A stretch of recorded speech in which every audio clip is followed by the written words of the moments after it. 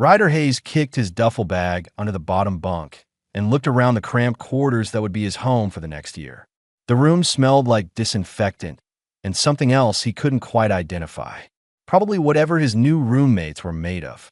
The Stellar Defense Institute accepted cadets from across the galaxy, which meant living with aliens who breathed different air and ate things that might qualify as hazardous waste back home. His first roommate appeared in the doorway, a being that looked like walking crystal formations arranged in a vaguely humanoid shape. Light refracted through its body, casting rainbow patterns on the walls. It stopped when it saw Ryder, and though it had no face in the traditional sense, he could feel it studying him. "You are the human," the crystalline being said. Its voice sounded like wind chimes.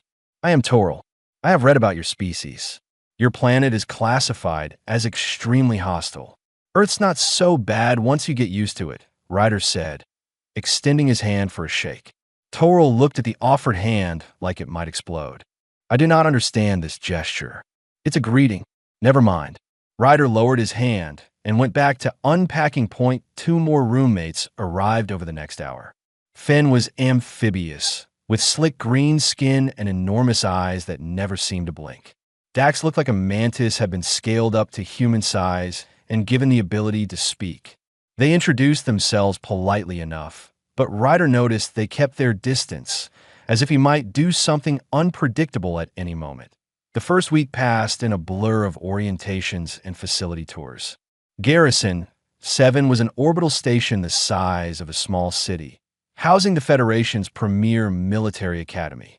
Cadets from 200 different species trained here, learning tactics, strategy, and combat techniques that worked across various biologies and environments.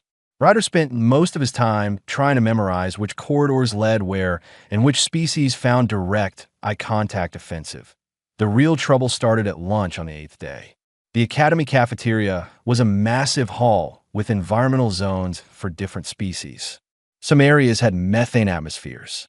Others had temperature controls that would freeze or fry a human. Ryder's section was the universal zone. Supposedly comfortable for most oxygen breathers, he sat down with his tray of academy food, which looked like gray protein paste and smelled like nothing at all. Flavorless, but supposedly nutritionally complete for his biology. He took one bite and immediately reached into his bag.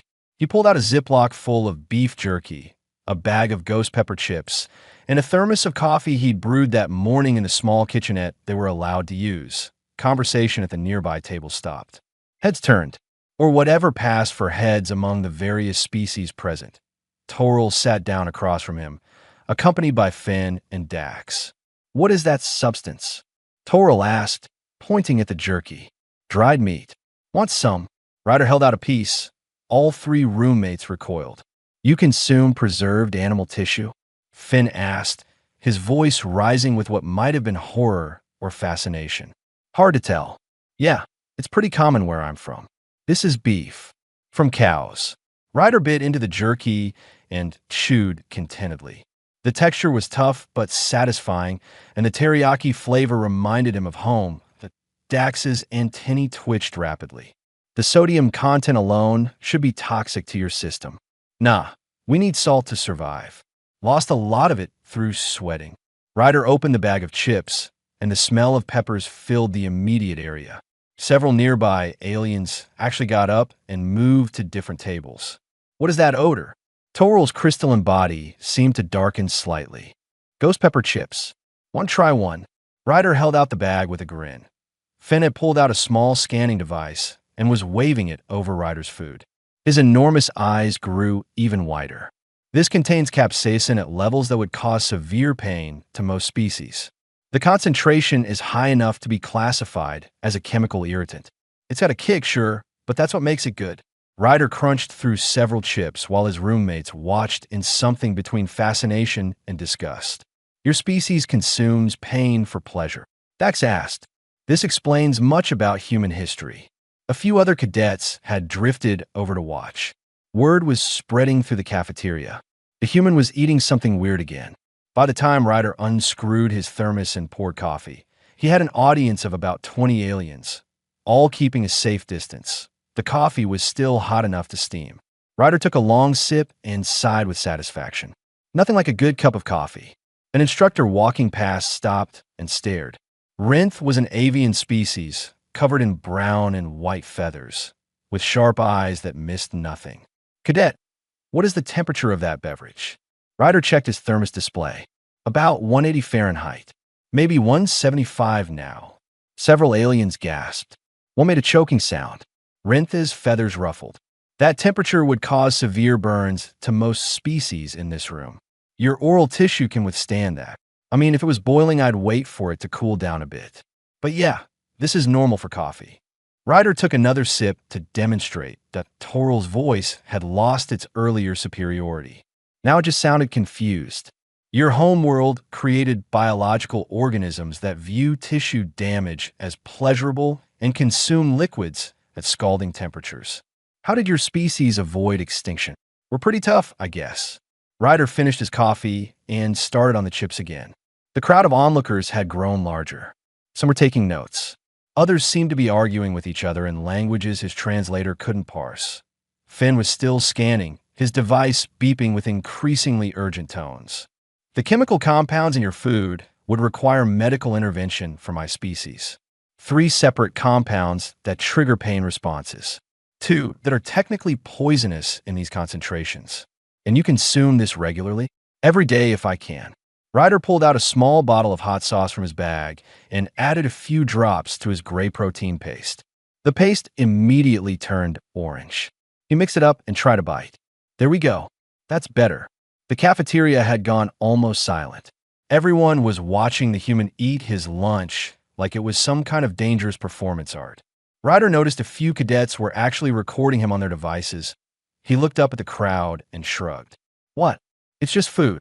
Dax's mandibles clicked together rapidly. On my homeworld, we have a saying. Know a species by what they consume. If this is what humans consider normal sustenance, I fear what your warriors must be capable of. I'm not a warrior. I'm just a guy who likes spicy food. Ryder finished his lunch, packed away his containers, and stood up. The crowd parted to let him through. As he walked toward the exit, he heard the whispers following him. The human who ate poison. The human who drank fire. The human from the death world who thought pain was flavor that he smiled to himself. The academy was going to be an interesting year. Back in the barracks that evening, his roommates kept their distance, eyeing him with new wariness. Toral finally spoke up. Human Ryder, your food supplies. Will you be consuming such substances for the entire term? That's the plan. Got a care package coming from Earth next week with more stuff. The 3 aliens exchanged glances. Finn's translator picked up what he muttered to the others. We are living with a creature that views toxins as seasoning. This is concerning. Ryder just laughed and started his homework.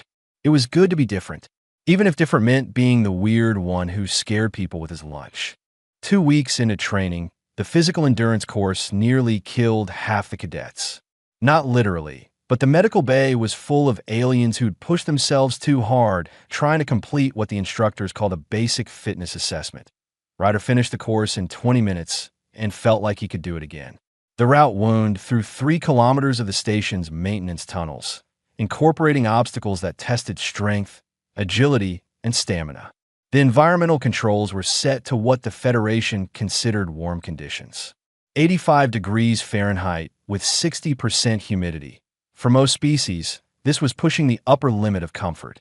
Cooling stations were positioned every quarter kilometer, where cadets could rest and lower their body temperature before continuing. Ryder passed groups of aliens huddled around these stations, their various biologies struggling with the heat. A Quillan cadet looked up as Ryder jogged past. Human, are you not affected by the temperature? It's a little warm, but nothing bad. Ryder kept moving. Back home, he'd hike Colorado trails in worse heat than this while carrying a 40-pound pack. The academy course was a walk in the park by comparison. Toral finished the course 15 minutes after Ryder, looking drained despite the advanced cooling suit built into the crystalline species uniform. You did not stop once at the cooling stations. Didn't need to. Ryder stretched his legs, barely winded. Impossible. The environmental readings show conditions at the threshold of survivability for most species. I grew up in Colorado. Summer days hit 100 degrees sometimes. You adapt. Ryder grabbed his water bottle and drank. The water was room temperature, which was apparently too warm for most aliens to drink comfortably. He'd watched Finn add cooling cubes to his water just to make it drinkable. The pattern continued in the cafeteria. Word had spread about the human and his strange food, and now Ryder had an audience at every meal. He'd received his care package from Earth, and the contents had caused quite a stir when he unpacked them in the barracks. Pickled jalapenos, wasabi peas, Szechuan spice mix, a variety of hot sauces ranging from mild to weapons grade.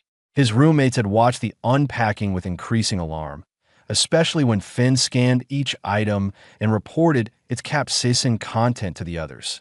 Now, 3 days later, Ryder sat at his usual spot with a bowl of noodles he'd prepared in the kitchenette. He'd added 3 types of hot sauce, a handful of pickled jalapenos, and enough Szechuan spice to turn the broth bright red. Steam rose from the bowl, carrying a smell that made nearby aliens scoot their chairs back that a crowd had gathered again. They always did now. Watching Ryder eat had become a daily entertainment for cadets who had finished their own meals. Some kept running commentary. Others took notes as if studying some dangerous natural phenomenon. Ryder slurped noodles and felt the familiar burn spread through his mouth. Perfect. He'd been worried the spice levels would fade after a few weeks away from Earth food, but his tolerance was holding steady. How is this possible? Someone muttered. Toril approached and sat down, keeping the table between them. Human Ryder, I must ask, is your entire species capable of these feats, or are you exceptional among humans? I'm pretty average, honestly. My cousin back home can eat stuff way spicier than this. Says my tolerance is weak. Ryder took another bite, chewed, swallowed. Why do you ask? Because the Federation database lists Earth as a Class 12 death world. Only 4 planets have ever produced spacefaring civilizations from that classification. I am trying to understand how your species survived long enough to develop technology. We're stubborn, I guess. Ryder pulled out a bag of wasabi peas and offered them around. No one took any. These are good if you want to try something milder. Finn had his scanner out again. These contain compounds that trigger pain responses in the mucous membranes and respiratory system. You consider this mild? Well, yeah, these are snacks. The hot sauce is where things get serious. Ryder crunched through a handful of wasabi peas. The sharp, sinus-clearing burn made his eyes water slightly, but in a good way. An instructor Ryder didn't recognize stopped by the table. She was humanoid, but with blue skin and silver eyes. Cadet Hayes, I've been hearing reports about your dietary habits. Is it true you consume chemical irritants for pleasure? I eat spicy food, ma'am. It's normal where I'm from. Show me. She gestured at his lunch. Ryder offered her a noodle on a fork. She took it, examined it cautiously, then put it in her mouth. Her expression went through several rapid changes. Surprise, discomfort, pain. She grabbed someone's water and drank half the glass. That is horrifying. Your species finds this enjoyable. Yes, ma'am. She shook her head and walked away, muttering something about death world biology that his translator couldn't quite catch. Dax leaned forward, mandibles clicking. Your food choices have become a topic of discussion among the instructors. There are debates about whether humans should be classified as toxic resistant or simply insane. Probably a bit of both. Ryder finished his noodles and moved on to dessert. Ice cream. Plain vanilla, nothing fancy. He bought it from the Universal Food Dispensers.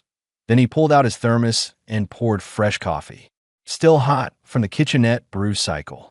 190 degrees, according to the readout. The aliens watched as he took a sip of coffee, then immediately followed it with a spoonful of ice cream. The temperature difference was extreme. Scalding liquid followed by frozen cream. Several cadets made sounds of distress. You are consuming substances at opposite thermal extremes in immediate succession, Finn said, his scanning device going crazy. Your oral tissue should be damaged. Tastes good, though. Ryder alternated between hot coffee and cold ice cream. Enjoying both, Toril stood up abruptly. This is unnatural. Your species' biology violates basic principles of thermal regulation. We're just built different, I guess. Ryder finished his ice cream and coffee, then packed up his containers. The crowd slowly dispersed, aliens shaking their heads, or whatever their anatomy used to express disbelief. That evening, Instructor Renth called Ryder to his office. The avian sat behind a desk covered in data tablets, his sharp eyes focused on Ryder. "Cadet Hayes, your presence here has created an unusual situation. The other cadets are distracted by your dietary habits." "I'm just eating lunch, sir." "You are challenging fundamental assumptions about biology and survival. Several instructors have suggested we conduct official tests of human thermal tolerance." Renth tapped one of his tablets. "There's a thermal simulation chamber used for extreme environment training. Would you be willing to undergo testing?" "What kind of testing?" "We gradually increase temperature while monitoring your physical responses. Standard procedure for understanding species limitations." Renth's feathers ruffled slightly. "Though, I should mention, the simulation can reach temperatures that would be fatal to most species here." "How hot are we talking?" 300 degrees Fahrenheit at maximum. No cadet has ever attempted the full range without advanced protective equipment. Ryder thought about it. The hottest sauna he'd ever used back on Earth was around 200 degrees, and he'd lasted 20 minutes before his friends called him crazy and made him leave. 300 was pushing into dangerous territory, but the simulation was controlled. They wouldn't let him actually die. "I'll do it," he said. "When?" Renth's eyes widened slightly. "You agree?" Without hesitation. "Sure. Sounds interesting." "Very well. 3 days from now. Wear standard academy uniform. No special equipment." Renth made a note on his tablet. "This will be observed by senior instructors. Your performance will be recorded for the Federation database." "No pressure then." Ryder grinned. As he left the office, he passed Toril in the corridor. The crystalline being had apparently been waiting. "You agreed to the thermal test. News travels fast. I want to propose a wager." Toril's chiming voice took on a formal tone. "If you complete the full simulation without protective gear, I will publicly apologize for my initial dismissal of your species. But if you fail, you must eat only standard academy rations for the remainder of the term. No personal food supplies." Ryder considered it. Giving up his hot sauce and jerky for months would be torture. But backing down wasn't in his nature. "Deal." They shook on it. Or rather, Ryder shook while Toril touched his crystalline hand to Ryder's palm in what passed for agreement. 3 days. 3 days until he either proved humans could handle extreme heat or lost access to decent food for the next 8 months. He went back to the barracks and immediately started planning. Not preparing, just planning what he'd eat once he won the bet. The observation deck was packed when Ryder arrived at the thermal simulation chamber. Apparently, word of the challenge had spread across the entire academy. Cadets lined the viewing windows, and several instructors stood in the back taking notes. Even a medical staff had shown up, probably expecting to have work to do. The chamber itself was a transparent box made of reinforced aluminum composite, large enough to walk around in, with sensors covering every surface. Environmental controls could simulate everything from Arctic freeze to volcanic heat. Today, it would only be used for the latter. Ryder wore his standard academy uniform. Short sleeves, light synthetic fabric, designed for comfort in normal conditions. Nothing special. No cooling systems, no thermal protection, no fancy technology. Just cloth in him. Toril stood near the control panel, surrounded by a group of cadets who seemed to be offering encouragement. The crystalline being was wearing an advanced environmental suit, the kind used for hazardous planet exploration. It covered him completely, with built-in temperature regulation and life support. Instructor Renth approached Ryder with a data tablet. "Last chance to reconsider, Cadet Hayes. The simulation will push well beyond safe limits for most known species." "I'm good, sir." "Very well. We will start at 70 degrees and increase gradually. Exit the chamber immediately if you feel distressed. Pride is not worth permanent injury." Renth's feathers were ruffled with what might have been concern. Ryder nodded and entered the chamber. The door sealed behind him with a soft hiss. Through the transparent walls, he could see dozens of faces watching. Some looked curious. Others looked worried. A few looked like they were hoping for a show. The simulation began gently. 70 degrees Fahrenheit felt like a pleasant spring day. Ryder stood in the center of the chamber, relaxed and waiting. The temperature display on the wall ticked upward slowly, 80 degrees. 90, 100. Ryder felt the warmth building, but nothing uncomfortable yet. He'd spent summers in Colorado, where afternoon temperatures regularly hit this range. Outside the chamber, he saw some of the more delicate species already looking uncomfortable just watching. 110. 120. Now it was getting warm. Ryder rolled his shoulders and took slow, steady breaths. Sweat hadn't started yet, but it would soon. The key was not to panic, not to tense up. Let his body do what it was designed to do. At 130 degrees, 2 cadets in the observation deck left. Apparently watching someone in this heat was too much for them. Finn remained at the window, his enormous eyes fixed on Ryder, scanning device pressed against the glass. 140. 150. The first alien participant, some species Ryder didn't recognize, exited the chamber. Even with protective gear, the heat was too much. Toril remained, but his suit was working hard now. Ryder could see cooling vents on the suit glowing blue with effort. T-160. Ryder's sweat glands finally kicked in. Moisture appeared on his forehead and arms. His body's natural cooling system engaging exactly as it should. The evaporation pulled heat away from his skin, creating a comfortable buffer against the rising temperature. This was what humans did. This was the adaptation that let them survive in environments that killed other species. How is he not showing distress? Someone asked, loudly enough for Ryder to hear through the chamber walls. Humans have exceptional thermoregulation, another voice answered. Sounded like one of the instructors. Their sweating mechanism is among the most efficient in known biology. 170. 180. Toril was struggling now despite the suit. The crystalline being's movements had become slower, more deliberate. The suit's cooling system was running at maximum capacity. Ryder, meanwhile, was sweating steadily but felt fine. Hot, yes, but manageable. Like sitting in a sauna. Uncomfortable, but not dangerous. T-190. 3 more aliens abandoned the challenge. Only Toril remained, and his suit was starting to show warning lights. The environmental protection was reaching its limits. 200 degrees. Ryder was sweating heavily now, his uniform soaked through. But his breathing was steady, his heart rate elevated but controlled. He'd done heat training back on Earth, spent time in Death Valley during summer, hiking through temperatures that would have killed unprepared people. His body knew how to handle this. Impossible. Toril's voice came through the chamber's communication system. The human is not even attempting to exit. 210. 220. Toril's suit alarms were screaming now. The cooling system couldn't keep up. The crystalline being stood motionless, probably trying to minimize heat generation. At 2:30, the suit's safety protocols forced an override. The chamber door opened and Toril stumbled out, the suit still smoking slightly from the thermal stress. Ryder was alone in the chamber. Cadet Hayes. Rentha's voice came through the speakers. You have exceeded all previous records. You may exit with honor. How high does this thing go, sir? Ryder asked at a pause. 300 degrees is maximum, but I cannot recommend continuing.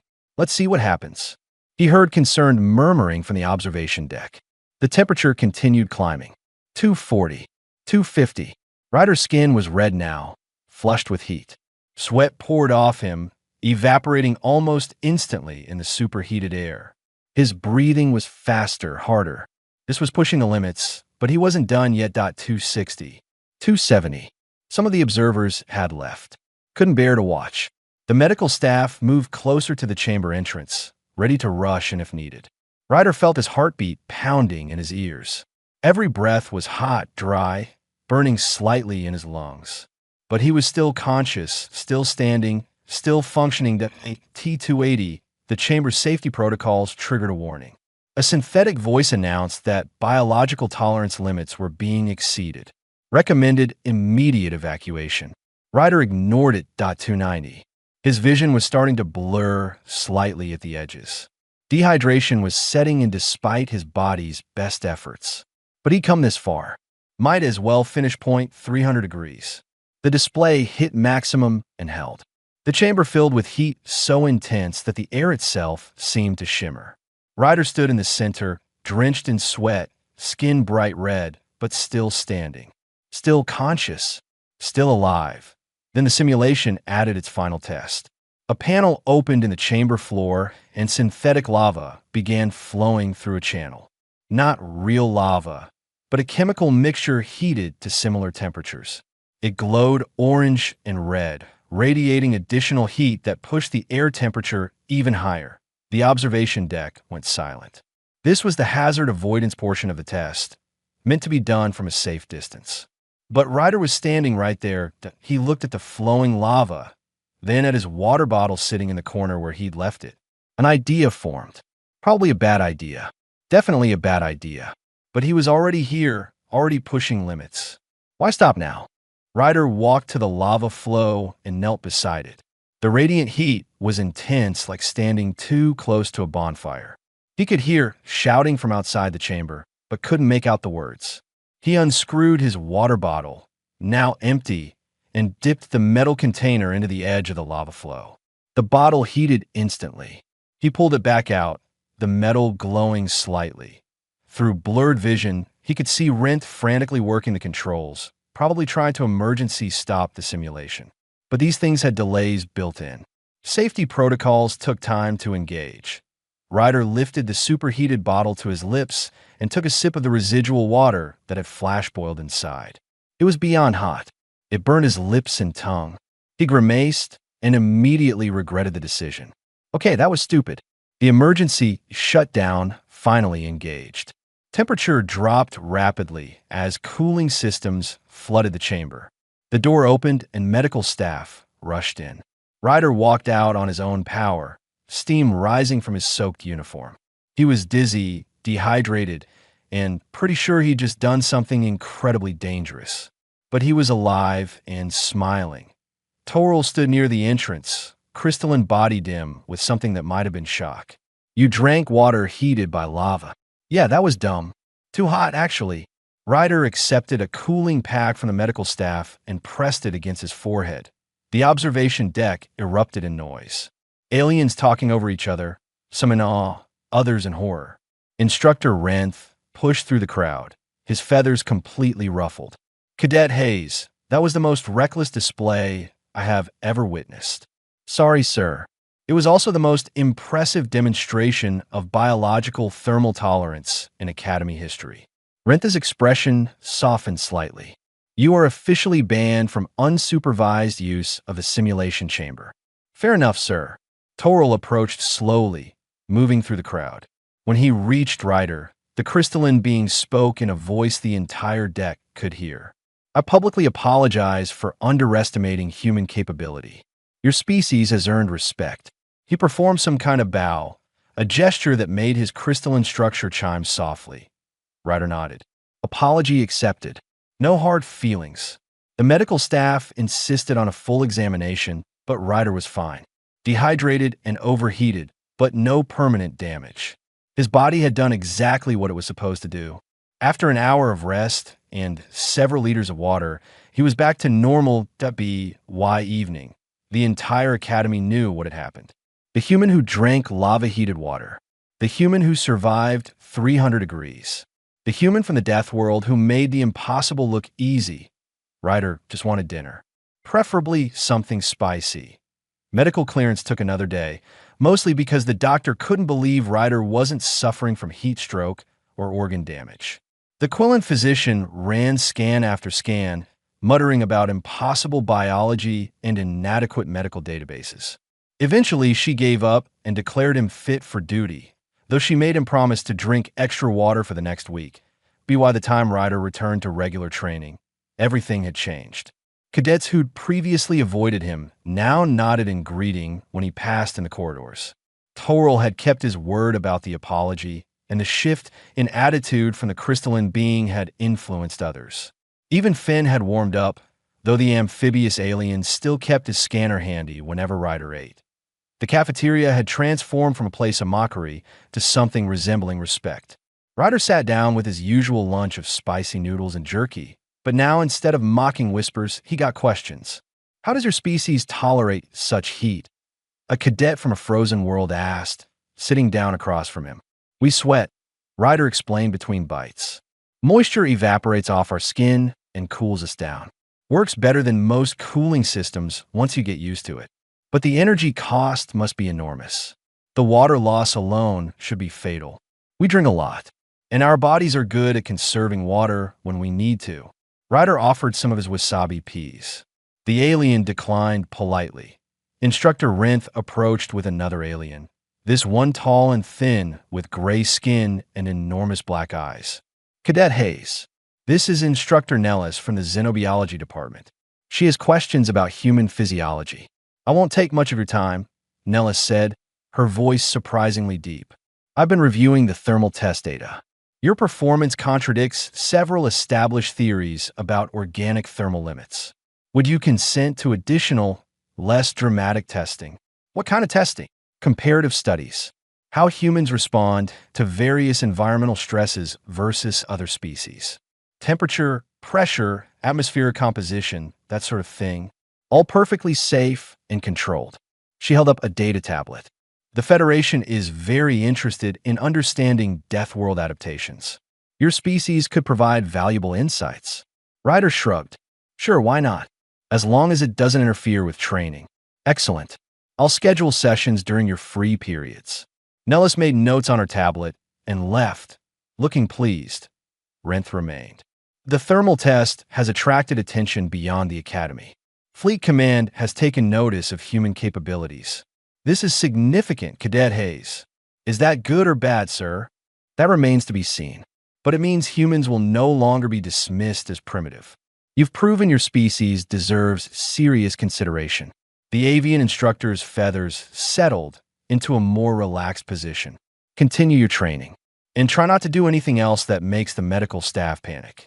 Over the following weeks, Ryder found himself spending more time in the xenobiology labs than he'd expected. Instructor Nellis was thorough, testing everything from his reaction time to his ability to function in low-oxygen environments. Each test revealed something that surprised the researchers. Humans could operate effectively in oxygen levels that would leave most species gasping. Their vision worked across a broader spectrum than average. Their hearing, while not exceptional, covered useful ranges. Their endurance was remarkable, able to maintain activity for hours without rest. And their ability to adapt to changing conditions was almost unprecedented. You're a generalist species, Nellis explained after one testing session. Most species evolve for specific environmental niches, but humans evolved for versatility. You can survive almost anywhere with minimal preparation. Earth kind of forced that on us, Ryder said. Our planet goes through a lot of changes. Ice ages, warm periods, droughts, floods. You either adapt or die. And your species chose adaptation. Nellis tapped her tablet thoughtfully. This explains why humans have such varied dietary tolerances. You can eat almost anything organic because your ancestors had to be opportunistic to survive. The discussion reminded Ryder that he hadn't checked his messages in a few days. Back in his quarters that evening, he found a message from his family. His mother had sent another care package. This one included his favorite hot sauce, the kind made from ghost peppers and habaneros that his father grew in their backyard. Also included was a note. Heard you're making waves out there. Don't burn down the space station. Love, Mom. He smiled and opened the package. The smell of peppers filled the room immediately. Dax, who was studying at his bunk, mandibles clicked in what might have been amusement. More chemical weapons? Food, Ryder corrected. Want to try some? I value my digestive system too much. But later that week, something unexpected happened. Toril approached Ryder in the cafeteria carrying a small container of Academy rations he'd modified somehow. I attempted to add flavor using compounds similar to your capsaicin, in concentrations my species can tolerate. Ryder tried a sample. It was mild by his standards, barely registering as spicy. But for Toril, this was probably pushing limits. How is it? Painful. But I am beginning to understand the appeal. There is something satisfying about overcoming discomfort. Toril's chiming voice carried a note of surprise. Other cadets began experimenting. Finn tried pickled vegetables, heavily diluted compared to Earth versions. Dax sampled hot sauce cut with so much other liquid it was barely spicy at all. None of them could handle what Ryder ate regularly, but they were trying, attempting to understand human food culture through direct experience. The shift wasn't just about food. Combat training simulations had started incorporating human tactics after instructors realized Ryder approached problems differently than other cadets. Where most species relied on overwhelming force or careful planning, humans used creativity and adaptation. They changed strategies mid-fight, exploited unexpected opportunities, and refused to give up even when situations looked hopeless. Instructor Renth pulled Ryder aside after one particularly chaotic training session. Your approach to combat is unconventional. Most species here follow established doctrine, but you improvise constantly. Is that a problem, sir? No, it's effective. Your team wins more often than predicted. Renth's sharp eyes studied Ryder. I want you to help teach a seminar on adaptive tactics. Show other cadets how humans think during combat situations. I'm not sure I can explain it, sir. I just react to what's happening. That's exactly what they need to learn. Most species here overthink. They calculate optimal responses and follow predetermined patterns. But combat is chaotic. Your instinctive adaptation is a valuable skill. The seminar was scheduled for the following week. Ryder found himself standing in front of 20 cadets from various species, trying to explain something he'd never consciously thought about before. Humans don't really plan everything out, he started. We look at a situation, figure out what works, and do that. If it stops working, we try something else. Fust. An insectoid cadet raised a limb. But without calculations, how do you know what will work? We don't. We guess based on experience and test it immediately. If the guess is wrong, we adjust. Speed matters more than perfection. The concept seemed to baffle most of them. They were used to analyzing, calculating, optimizing. The idea of acting on incomplete information and adapting in real time was foreign to species that had evolved in more stable environments. But over the next few weeks, some of them started getting it. Toral began taking risks in simulations, trying unexpected approaches. Finn started trusting his instincts instead of his scanner readings. Dax experimented with tactics that didn't follow hive mind consensus. Their performance improved. Not to human levels, but better than before. They were learning to be flexible. One evening, Ryder found Finn waiting outside the barracks. The amphibious alien held his ever-present scanner, but for once he wasn't using it. Human Ryder, I want to ask something personal. Go ahead. Do you ever feel afraid? During combat simulations, during the thermal test, during any of these situations where you demonstrate superior capability? Ryder thought about it. Yes, sometimes fear's pretty normal, but you act anyway, despite the fear. Fear's just information. It tells you something might be dangerous. Doesn't mean you can't do it anyway if it needs doing. Finn was quiet for a moment. My species evolved in very stable aquatic environments. We have strong fear responses to environmental change. It has made us cautious, perhaps too cautious. Caution keeps you alive, but it also limits growth. Finn's large eyes blinked slowly. I think I understand now why humans progressed so rapidly. You move toward danger instead of away from it. We move toward challenges, Ryder corrected. Not quite the same thing, but maybe Finn had a point. Humans did tend to see obstacles as things to overcome rather than avoid. It was how they'd survived Earth. Maybe it was why they'd made it to the stars faster than anyone expected. The next day brought news that would test that theory. Instructor Renth called an assembly for all cadets. The avian stood at the front of the hall, his expression serious. The Federation has detected a hostile force in the outer territories. Initial encounters have been difficult. The enemy operates in extreme environments that challenge our standard tactics. Fleet Command is requesting volunteers for a new training initiative focused on hostile environment operations. Ryder's hand went up immediately. So did the hands of two other cadets he recognized, Amara and Owen, the only other humans at the academy. They'd been in different training tracks, but now their paths were converging. Whatever came next, the humans were ready for it. The hostile environment training program started the following week in a section of the station Ryder hadn't seen before.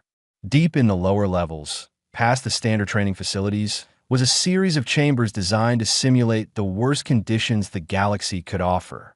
Toxic atmospheres, crushing gravity, radiation zones, temperature extremes that made the thermal chamber look comfortable.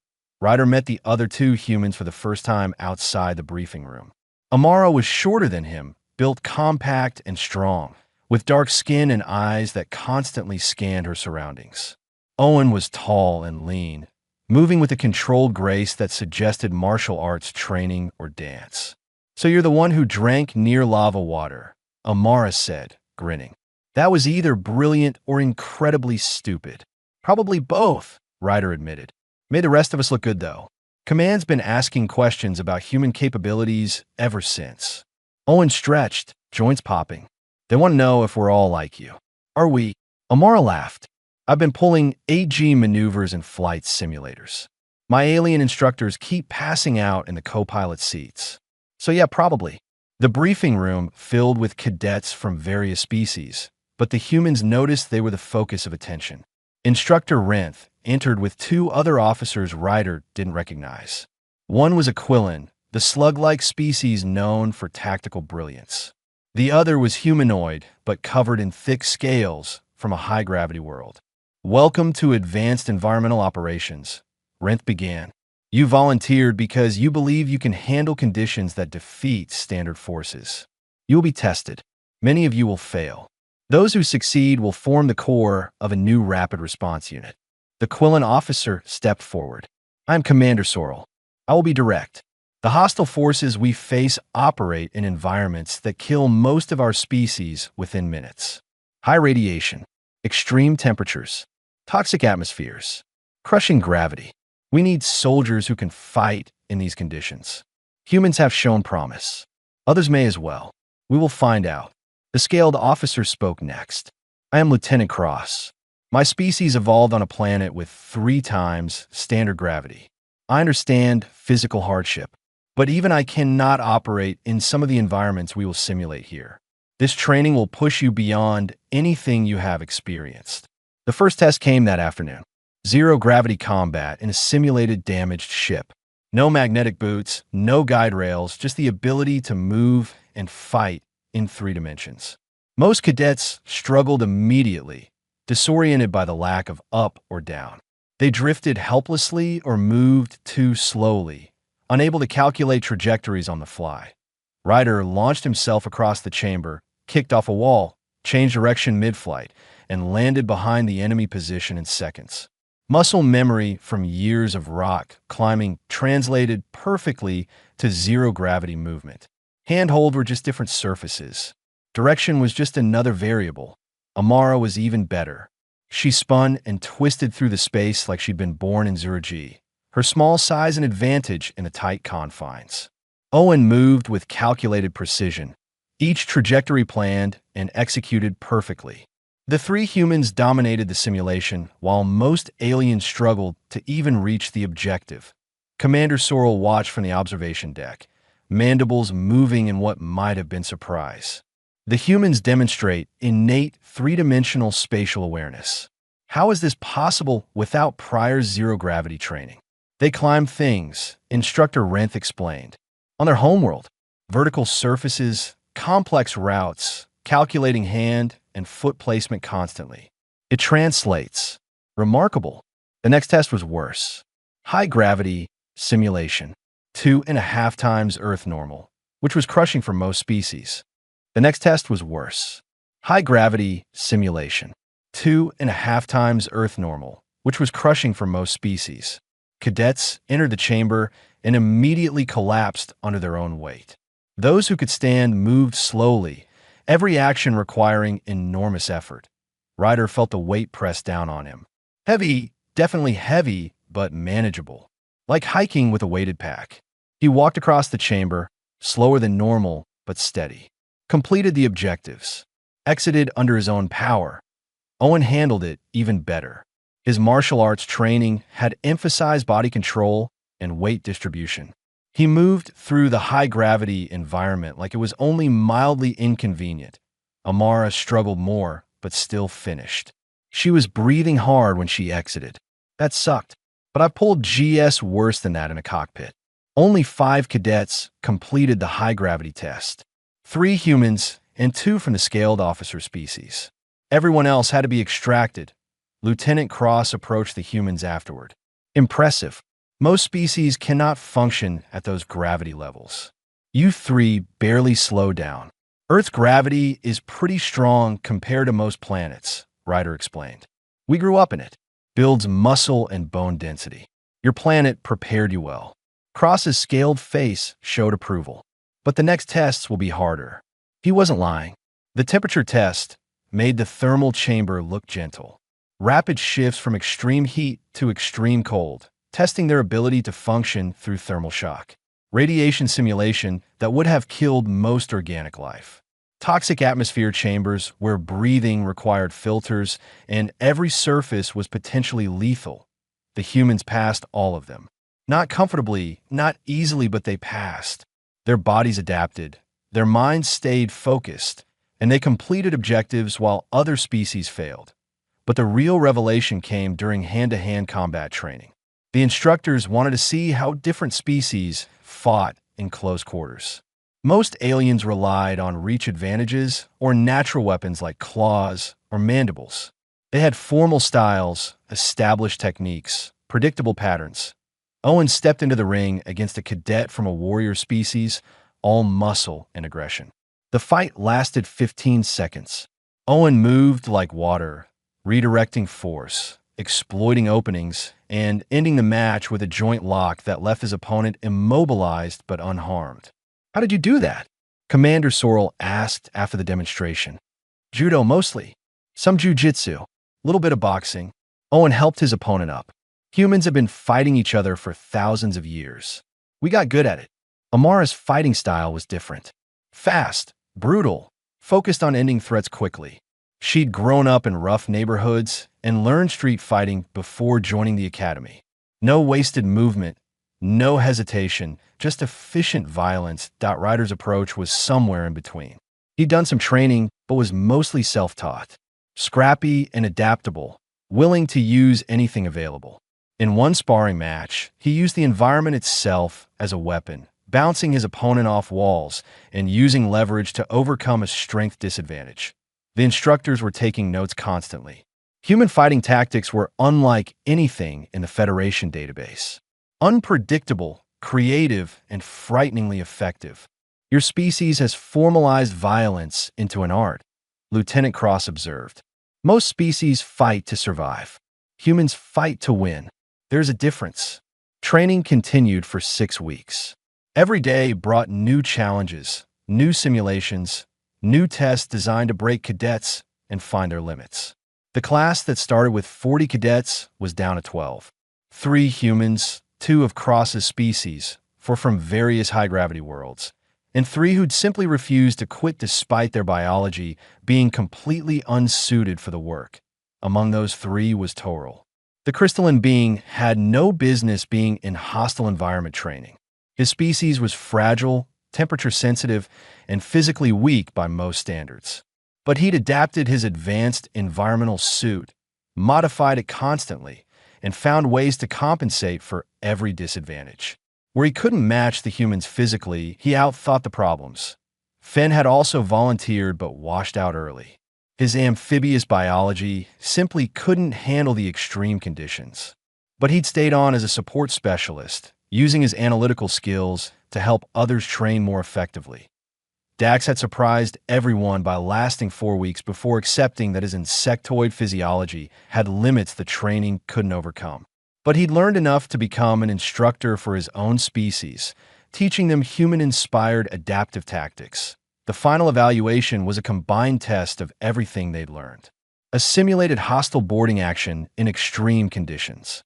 High radiation, partial gravity, toxic atmosphere, and enemy combatants who wouldn't pull punches even in training.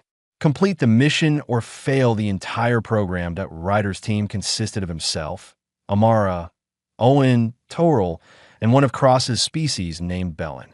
Mixed capabilities, mixed species, expected to work together in conditions that would kill most of the Federation's forces. The simulation started in chaos. Alarms blaring, emergency lighting, atmosphere venting into space through hull breaches. Enemy forces entrenched at the objective, heavily armed and prepared for assault. No easy approaches, no obvious solutions, just a bad situation that required immediate action. Ryder, you're the fastest in 0G. Scout ahead, Amara ordered. She'd been designated team leader for her pilot training and decision-making skills. Owen, you're with me on main approach. Toril, support position with Bellin. They moved. Ryder launched himself through the damaged corridors, navigating by instinct and reflexes. Found enemy positions, marked them for the team, identified weak points in their defense. Owen and Amara pushed forward with controlled aggression, using cover and movement to advance. Bellin provided heavy fire support, his high-gravity strength letting him handle weapons that would be too heavy for others. Toril coordinated everything, his analytical mind tracking multiple variables and adjusting strategy in real time. The team reached the objective in 7 minutes, 3 minutes faster than any previous team. They'd taken simulated casualties, but completed the mission with enough force remaining to hold the position against counterattack. Commander Sorrell reviewed the recordings with obvious satisfaction. Excellent work. This team represents exactly what we need. Mixed species working together, each using their natural advantages, compensating for each other's weaknesses. This is the future of Federation Special Operations. The graduation ceremony was small and quiet. No crowds, no celebración. Just 12 cadets receiving new unit designations and assignments. They were being formed into the first hostile environment rapid response team, a unit that could go places other soldiers couldn't, fight battles in conditions that standard forces would consider impossible. Ryder accepted his commission with pride. Lieutenant Junior Great Hayes. It sounded good. More importantly, it meant something. He'd proven humans belonged here, not as primitive newcomers, but as valuable members of the Galactic community. That evening, the whole surviving team gathered in the cafeteria one last time before shipping out to their first real assignment. Ryder pulled out his remaining hot sauce and offered it around. To his surprise, several people tried it. Small amounts, heavily diluted, but they tried. Toril managed half a drop mixed into a full meal. Still painful, but I am beginning to appreciate the sensation. That's the spirit, Ryder said, grinning. Whatever came next, they'd face it together. Humans and aliens working as one team. That was worth all the burns, all the tests, all the challenges they'd overcome to get here. 6 months later, Ryder stood in the command center of Forward Station Echo, watching sensor displays that showed a hostile fleet massing near an asteroid field. The enemy had chosen their position well. High radiation from a nearby pulsar, extreme temperatures from solar proximity, and gravitational stress from the dense asteroid cluster. Any standard Federation response would be torn apart before reaching engagement range. That was why his team was here. The Hostile Environment Response Unit, officially designated Haru 1, had spent half a year deploying to situations exactly like this. Places where normal soldiers couldn't operate. Conditions that defeated standard tactics. Battles that required adaptation over doctrine. Radiation levels are climbing, Toril reported from his station. The crystalline being had upgraded his environmental suit 3 times since graduation, each iteration better than the last. Now, he could operate in conditions that would have killed him a year ago. Enemy forces are using the pulsar emissions as cover. Our sensors are partially blinded. Then we go in close, Amara said. She'd been promoted to captain and given command of Haru. 1 after successfully leading 12 missions without losing a single team member. Bellin, prep the assault craft. Owen, check weapons. Ryder, you're on point when we breach. The team moved with practiced efficiency. 6 months of combat in impossible conditions had forged them into something special.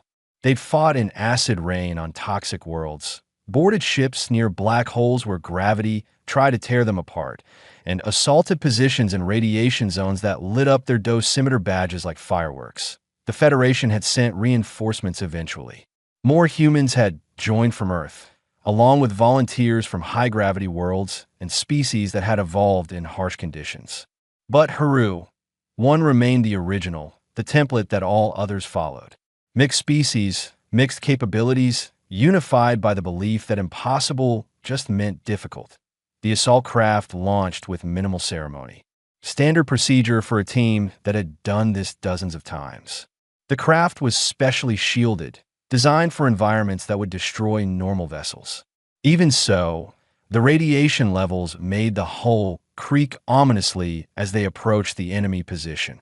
2 minutes to contact, Amara announced. Remember, we're not here to win the battle.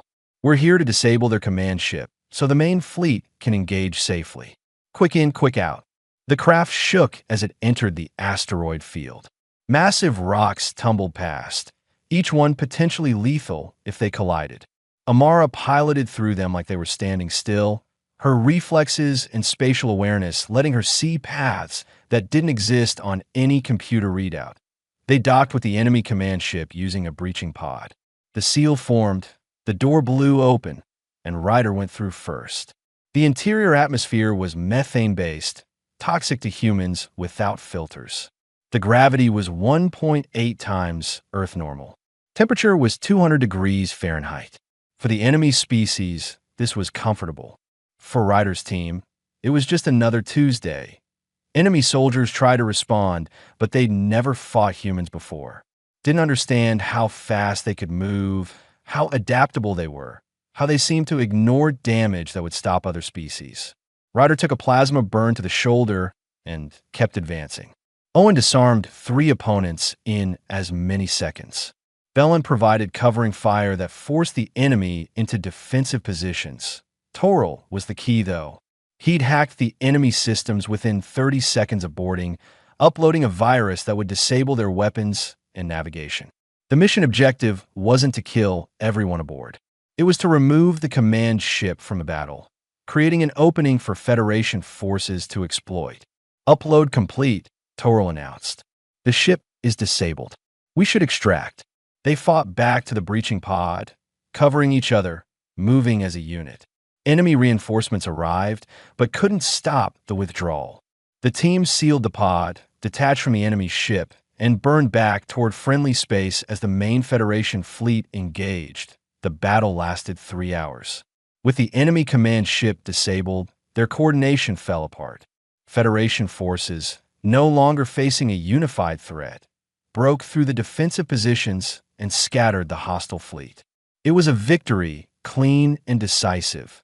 Back on Forward Station Echo, the team went through the usual post-mission routine. Medical checks, debriefing, equipment maintenance. Ryder's shoulder burn was treated and would heal within a few days. Standard injury for hostile environment work. Admiral Kress, the station commander, met with them in the briefing room. He was human, one of the first from Earth to reach flag rank in Federation service. Good work out there. Haru, one continues to exceed expectations. Command wants to expand the program. We're forming 3 more units based on your model. We'll help train them, Amara said. But they need to understand this isn't about being human. It's about being adaptable. Agreed. Which brings me to my next point. Kress pulled up a hologram showing Earth. Fleet Command has formally requested Earth join the Federation Defense Council. Full partnership, not junior member status. Your planet's contribution to the war effort has been noticed at the highest levels.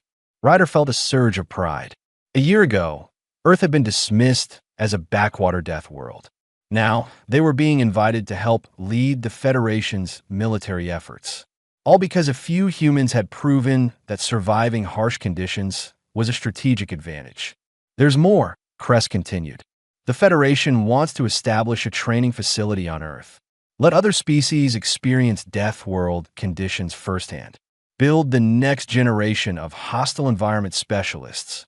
Earth's going to love that, Owen said, grinning. Aliens coming to visit and immediately regretting it. They'll adapt, Toral said quietly. Humans taught me that adaptation is possible with proper motivation and guidance. I believe other species can learn the same lessons. The briefing ended and the team dispersed to their quarters. Ryder found himself alone in the observation deck, looking out at the stars. A year ago, he'd been a cadet worried about whether his hot sauce supply would last. Now he was a combat veteran with a dozen successful missions, part of a unit that had changed how the Federation thought about warfare. His communicator buzzed. Message from home. His mother had sent another care package, this one including not just hot sauce, but something new. A note explained that Earth was now exporting spicy foods to other worlds. Apparently, aliens were trying to build their own tolerance, inspired by stories of human capabilities. The demand was huge that he laughed. Earth's greatest export wasn't advanced technology or military might.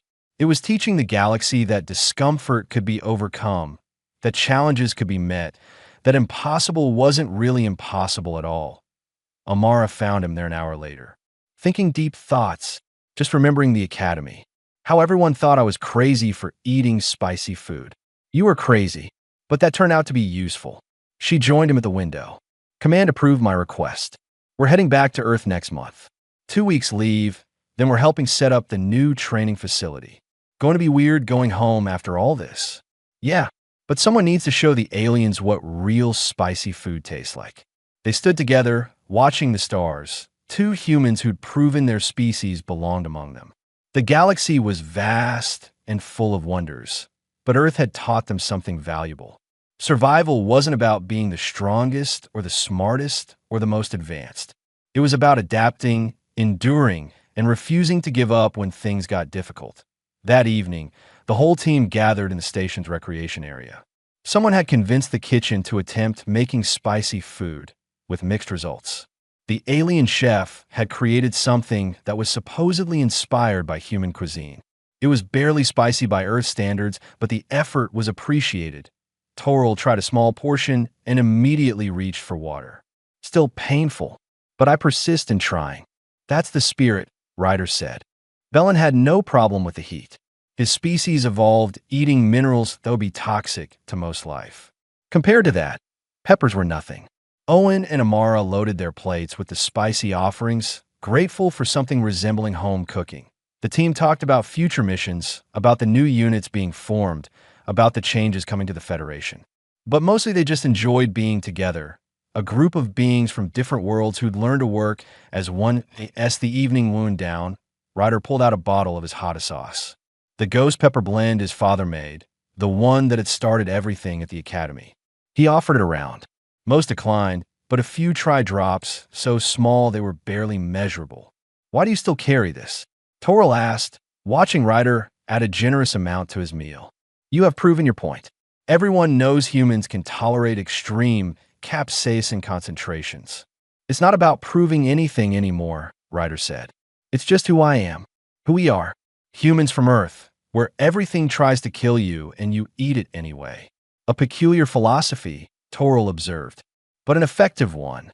Later, alone in his quarters, Ryder recorded a message to send home, told his family about the mission, about the team, about Earth's new role in the Federation. Mentioned that aliens were now trying to eat spicy food because humans had made it seem normal. His mother would love that. He ended the message with a thought that had been growing stronger over the months. I used to think Earth being a death world was a disadvantage, that we had to overcome our planet's harshness to reach the stars. But I was wrong. Earth made us what we are. Tough, adaptable, willing to face challenges that others avoid. The galaxy needed that, needed us. Not despite where we came from, but because of it. He sent the message and settled in for sleep. Tomorrow would bring new challenges, new missions, new chances to prove that humans belonged among the stars. Not as conquerors or superior beings, but as partners who'd learned valuable lessons from surviving the impossible. In the cafeteria the next morning, Ryder ate his usual breakfast of spicy food and strong coffee. A few aliens watched with interest instead of horror. Progress. One of them even asked to try a small sample of his hot sauce. Ryder obliged, keeping the amount tiny. The alien tried it, gasped, drank water, and then smiled. Painful, the alien said, but I understand now why you enjoy it. There is satisfaction in overcoming discomfort. That's what Earth taught us, Ryder agreed. Everything worth doing is a little bit uncomfortable. You just push through and come out stronger. The alien nodded thoughtfully and returned to his own meal.